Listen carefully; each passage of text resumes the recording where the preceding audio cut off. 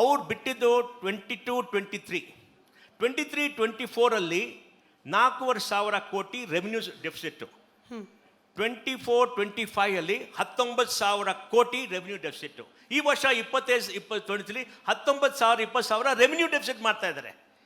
ದುಡ್ಡು ಖರ್ಚು, ಇದು ಡೆಟ್, ಸಾಲ ತಗೊಂಡ್ಬಿಟ್ಟು ಸಬ್ಸಿಡಿ ಕೊಡ್ತಾ ಇದ್ದಾರೆ.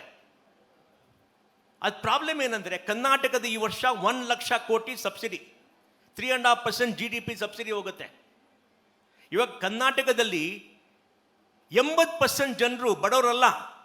ಸಿದ್ದರಾಮಯ್ಯ ನಮ್ಗೆ ಹೇಳಿದ್ದಾರೆ 80% ಅಂದ್ರೆ ಇದು BPL ಕಾರ್ಡ್ ಇದೆ, ಇದು ರೇಷನ್ ಕಾರ್ಡು 80%. 60% ಜನರಿಗೆ ಗ್ಯಾರಂಟೀಸ್ ಕೊಡ್ತಾ ಇದ್ದಾರೆ. 2,20,00,000 ಹೆಂಗಸರಿಗೆ 2,000 ರೂಪಾಯಿ ಕೊಡ್ತಾ ಇದ್ದಾರೆ. ಅದೆಲ್ಲ ಬೇಕಾ? ನಮ್ಮ ಫ್ರೆಂಡ್ಸ್ ಎಲ್ಲ ಇದ್ದಾರೆ ಮಲ್ಲೇಶ್ವರಮಲ್ಲಿ, ಫ್ರೀ ಪವರ್ ತಗೋತಾ ಇದ್ದಾರೆ. 200 ಅಂತ ಕೇಳಿದೆ, ಯಾಕಪ್ಪ ತಗೋತೀಯ ನೀನು? ಅವ್ರು ಹೇಳ್ತಾರೆ, ನೋಡಪ್ಪ, ನಾವು ಕಷ್ಟಪಟ್ಟು ದುಡ್ಡು ಕೊಟ್ಟಿದ್ದೆಲ್ಲ ಎಲ್ಲರೂ ಕೊಡ್ತಾರೆ, ನಮ್ಗೆ ಯಾಕೆ ಸಿಗಬಾರ್ದು?